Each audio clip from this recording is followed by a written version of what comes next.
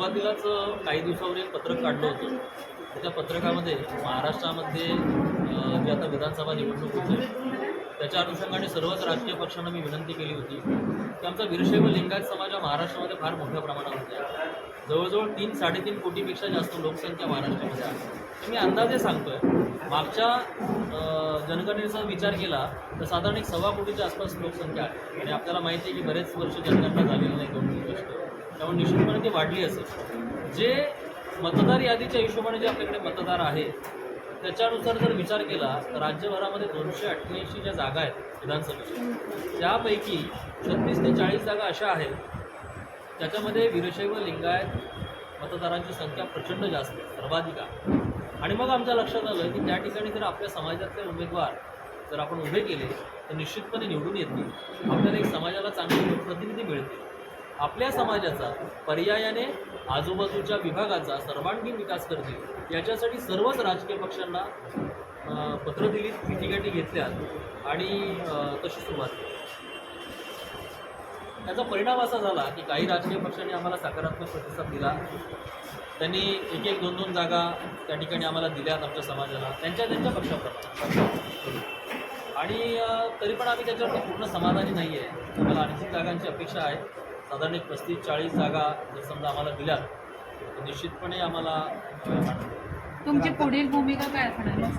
पुढील भूमिका म्हणजे आत्ता अजून बोलणी चालू अजून 2-3 दिवस बाकी आहेत. आणि या 2-3 दिवसामध्ये जर समजा आमच्या उर्वरित जागा आम्हाला दिल्या नाही आणि ज्या ठिकाणी वीरशैव लिंगायत उमेदवार हवा होता त्या ठिकाणी जर जाणीवपूर्वक वीरशैव लिंगायत समाजाला जर डावलून जर इतर उमेदवार तुमच्या वैयक्तिक स्वार्थासाठी किंवा फायद्यासाठी जर उभा गेला तर त्या ठिकाणी त्या मतदारसंघामध्ये आम्हाला यापैकी कोणताही उमेदवार नको, म्हणजेच नोटा, त्याचा पर्याय आमच्याकडे उपलब्ध आहे. तुम्ही म्हटल्याप्रमाणे की प्रत्येक पार्टीमध्ये आपल्या समाजातील लोक तिथे आहेत, आताही कार्यरत आहेत पार्टीमध्ये, तर त्यापैकी तुम्ही कोणती नावं सुचवलेली आहेत का की आम्हाला हे उमेदवार हवे आहेत? निश्चितपणे मी सुरुवातीला सांगितलं की आम्ही वेगळी नावं सुचवत नाही, आम्ही सुचवतोय, काही नावं सुचवतोय की आम्हाला द्या, पण आमची ती जबरदस्ती नाही आहे.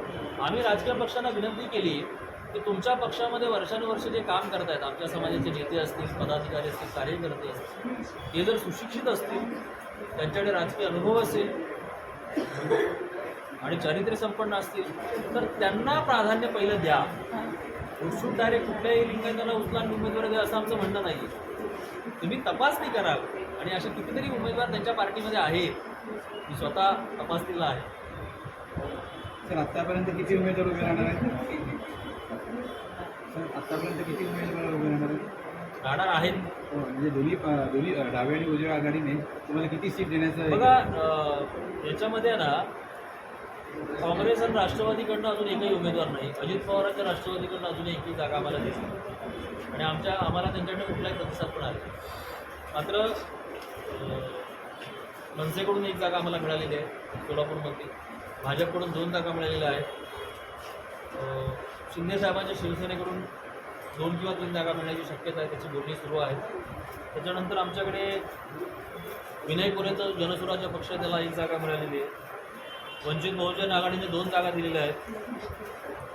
उद्धव ठाकरे साहेबांची जी शिवसेना आहे त्यांनी 2 जागा दिलेल्या आहेत, दक्षिण सोलापूर आणि बार्शी दिलीप सोपल.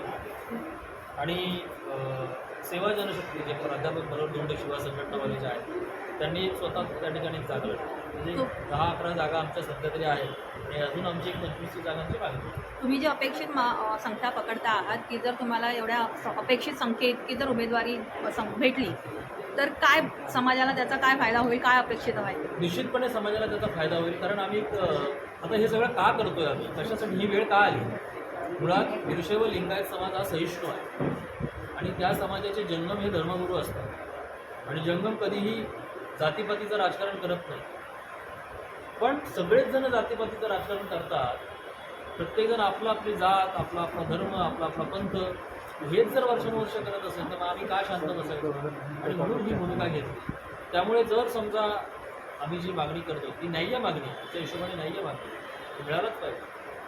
आणि जर नाही मिळाला, जर तुमच्या अपेक्षित तेवढी संख्या जर त्यांनी नाही दिली उमेदवारी तर तुमच्याकडून काय मागणी का करतोय?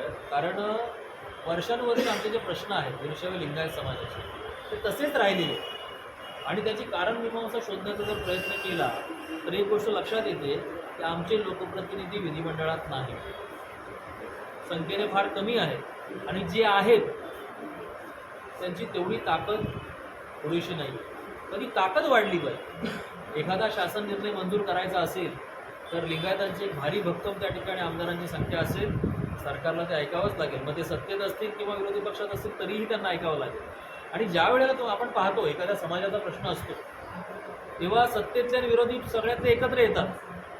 मी आता पाहिलंच आहे, मी कोणाचंही नाव घेत नाही, कुठल्याही समाजाचा प्रश्न असेल तेव्हा सत्ताधारी पक्षातले सुद्धा एकत्र येतात आणि विरोधी पक्षातले सुद्धा एकत्र येतात. तसंच माझ्या समाजाबद्दल मला कळकळीने वाटतं की माझ्या समाजाचा एखादा प्रश्न निर्माण झाला किंवा अगोदरचे जे प्रश्न राहिलेले आहेत ते कुठेतरी मार्गी लागण्याकरता, आमच्या समाजाची ताकद वाढण्याकरता, राजकीय ताकद वाढण्याकरता आम्हाला ती करणं गरजेचं आहे. याच्या अगोदर आमच्या समाजाचे उपराष्ट्रपती होते, केंद्रीय गृहमंत्री होते, राज्यसभा खासदार, लोकसभा खासदार त्यातले काही अजूनही आहेत, महाराष्ट्राचे मुख्यमंत्री सुद्धा आमच्या समाजाचे होते, कॅबिनेट मंत्री होते, राज्यमंत्री होते, आमदार खासदार हे सगळे होते, आताही तिथले काही जण आहेत.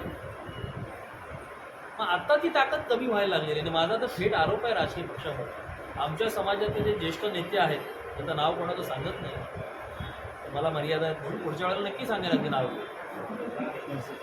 यांनी यांचं शोषण केलेलं आहे जाणीवपूर्वक आणि त्यांना खच्चीकरण करण्याचं काम केलं. हे सगळ्या राजकीय पक्षांना मी सांगतो की थांबवायला पाहिजे.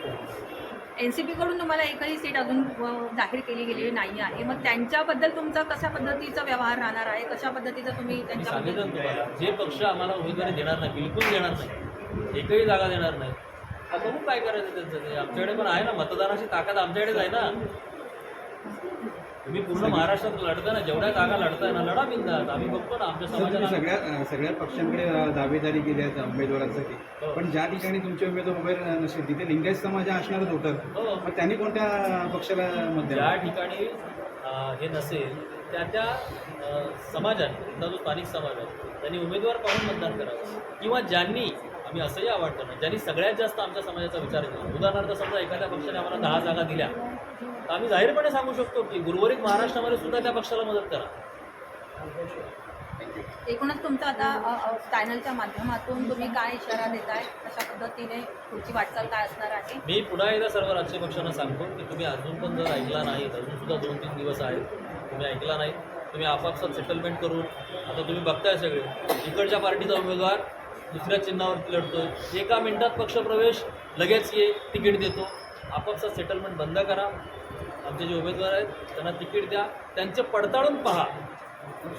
उमेदवार जर समजा लायक नसेल आम्ही सुचवलेला तर त्यांना तुम्ही मदत करू नका, स्पष्टपणे मी सांगितलं. आणि माझ्याकडे बायोडेटा आहेत. आमच्या देगलूर मतदारसंघामध्ये आमच्या समाजाचे धर्मगुरू आहेत, ते इच्छुक आहेत, त्यांचं कार्य खूप मोठं आहे.